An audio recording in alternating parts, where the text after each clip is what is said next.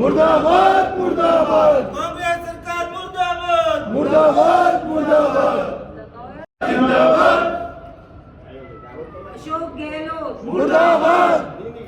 अशोक गहलोत मुर्दाबाद मुर्दाबाद मुर्दाबाद अशोक गहलोत मुर्दाबाद मुर्दाबाद मुर्दाबाद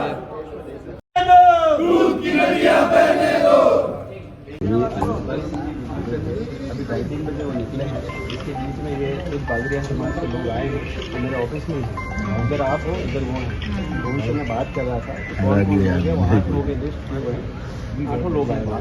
उनसे एक बार बात करते जाता नहीं, एक I am sorry to cut you in between.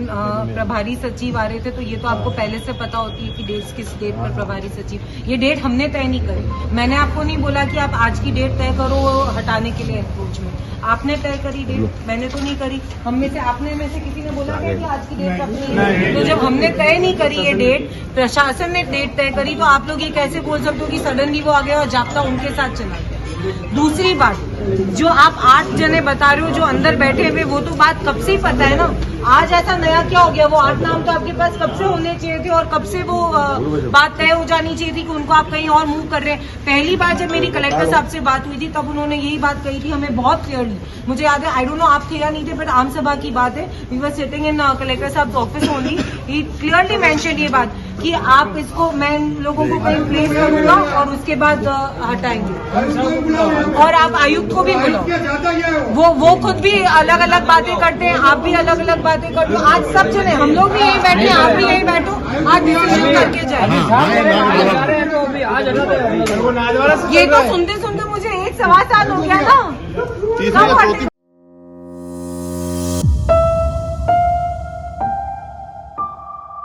Rajsamand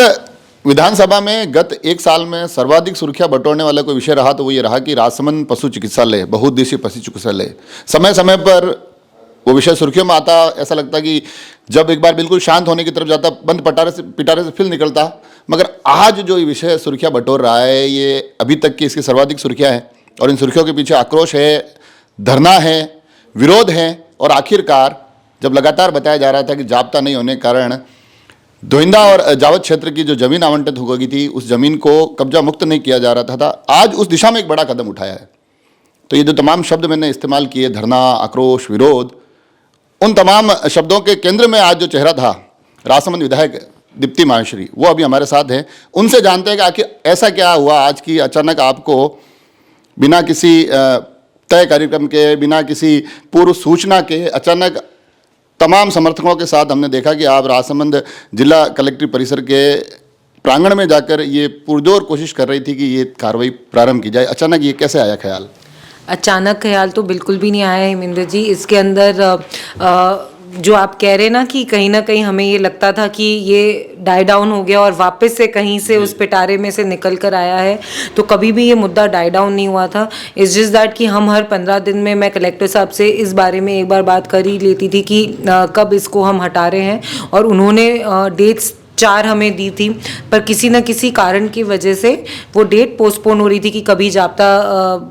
CM साहब के उसमें जा रहा था, कभी भीम के उस मैटर में चला गया, कभी प्रभारी मंत्री महोदय के साथ जाप्ता लग गया। तो आज जब चौथी डेट आई थी तो हमें ये श्योर था कि आज तो ये अतिक्रमण हटेगा और कहीं ना कहीं हमें न्यूज़ मिलेगी, क्योंकि विधानसभा स्टार्ट होने वाली है। तो हम भी होप कर रहे थे कि जल्द से जल्द हम इसके लिए कुछ बजट भी लेकर आएँ। जब ये डेट आई और जब हमें पता पड़ा, मैं वही आपको कह रही हूँ कि ये आप लोगों की राजसमंद में मैं सबसे पहले धन्यवाद सब मीडिया के बंधुओं को देना चाहती हूँ, क्योंकि the media is so prompt. आप लोग प्रॉम्प्ट हैं, इसलिए हम लोग भी उन मुद्दों को बहुत जल्दी से पकड़ सकते हैं और देख सकते हैं। मीडिया बंधु ने हमें बताया कि वो आज भी नहीं हटा क्योंकि जाप्ता नहीं आया, क्योंकि मैंने पूछा कि क्या हुआ, उसका हटा कि नहीं हटा, तो उन्होंने ये बात मुझे, तो जैसे ही उन्होंने ये बात बोली हम लोग सीधा कलेक्टर साहब से और यहाँ के जो प्रभारी सचिव हैं वो भी अभी आए हुए थे आज, तो हमने कहा उनसे मुलाकात कर और वहीं पर आज इसका सोल्यूशन निकालेंगे कि और कितना हमें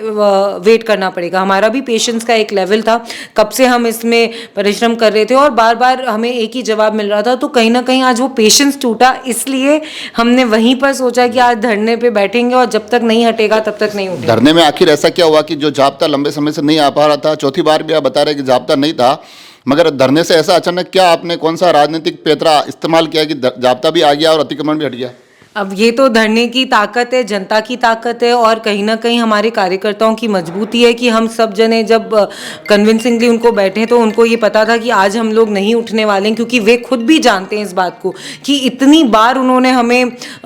मना करा है कि नहीं, चेंज हो गई, डेट चेंज हो गई, और हम भी पेशेंटली उनकी बात मान रहे थे। लेकिन वे प्रशासन बहुत अच्छे से जानता था कि आज जो हमने बोला है वो हम करके दिखाएंगे और हम वहाँ से नहीं उठते। सडनली जाब्ता कैसे आ गया ये तो आपको कलेक्टर साहब से पूछना चाहिए मेरी जगह, क्योंकि जब हमने उनको ये बात बोली कि आज हम नहीं उठने वाले यहाँ से, भली रात होगी, टेंट भी आप लोग ही लगवाओगे हमारे लिए, व्यवस्था भी आप ही करोगे खाने वगैरह की, पर हम यहाँ से कोई नहीं हिलने वाला है। कैसे जाब्ता मिला ये क्वेश्चन आपको उनको पूछना चाहिए, हम तो मांग रख रहे थे। आगे हॉस्पिटल की बिल्डिंग से जुड़े हुए सवाल पूछूंगा, मगर आपने कहा ना कि अब व्यवस्था ये उनको करनी थी कि हमारे लिए रुकने की व्यवस्था करें, हमारे लिए खाने की व्यवस्था करें,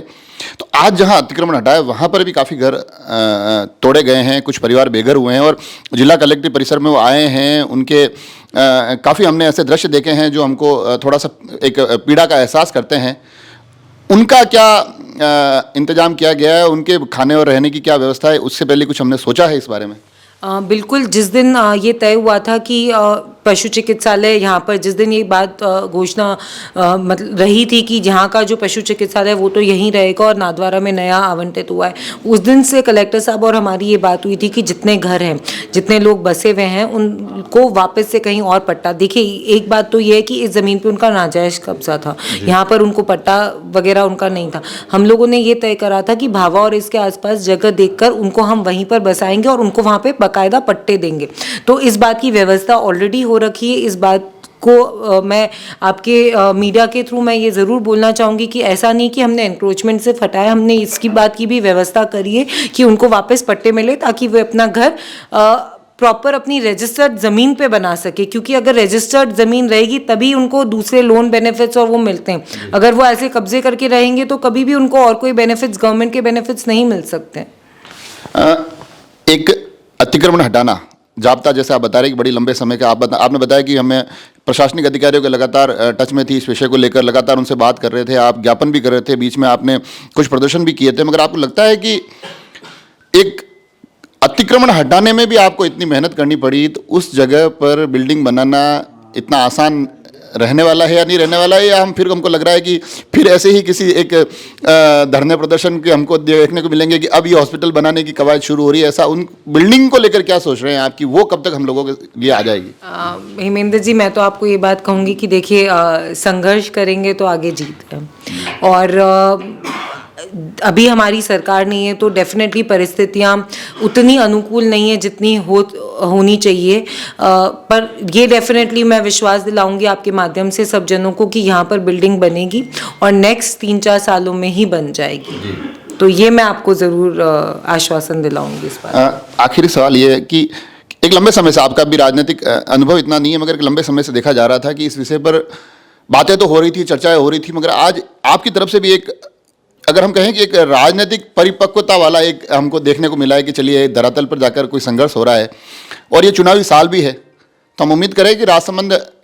विधानसभा के नज़रिए से, राजसमंद विधानसभा के दृष्टिकोण से हमको दिखेगा कि हाँ, अब राजसमंद विधायक पूरी तरह से 2023 की तैयारियों में जुट गई है और इस प्रकार के धरातल पर जाकर संघर्ष करने के लिए तैयार है। देखिए, मैं आपको एक बात बताऊं, मैं इतने जो आपने बड़े बड़े हैवी वर्ड्स बोले हैं उनका तो जवाब नहीं दे पाऊंगी, पर मैं आपको ये ज़रूर बोल पाऊंगी कि मैं राजनीति नहीं जानती, है ना मुझे करनी आती है। मुझे विश्वास मेरी एजुकेशन, मेरे संस्कार और हार्डवर्क पर है, और वो तीनों चीज़ें मेरे साथ हमेशा रहेगी, और वो मैं डेफिनेटली 100% अपना दूंगी। इसलिए भी दूंगी क्योंकि मैं सिर्फ ये बोलती नहीं, ये मैं मानती हूँ कि राजसमंद जो किरण जी, स्वर्गीय किरण जी छोड़ कर गए, उन्होंने अपना परिवार बनाया था और मैंने भी इसको अपना परिवार बनाया, और इसलिए नहीं कि मैंने कुछ करा है इनके लिए, पर इन्होंने मेरे लिए बहुत कुछ करा है, राजसमंद ने मेरे लिए बहुत कुछ करा है। जब किरण जी गए अचानक, तो जो कॉन्फिडेंस मुझे राजसमंद ने दिया, जो जैसा उन्होंने मुझे पिक करा, वो मैं कभी भूल नहीं सकती। तो इसलिए ये बात मैं ज़रूर कहूँगी कि मैं हमेशा राजसमंद के लिए, उनके लिए, उनके प्रयासों के लिए हमेशा तैयार हूँ, तत्पर हूँ, और उनके साथ संघर्ष करने के लिए हमेशा तत्पर हूँ। जी, हालांकि मैंने बोल दिया आखिरी सवाल, मगर फिर भी ये ज़रूर पूछना चाहूँगा कि क्या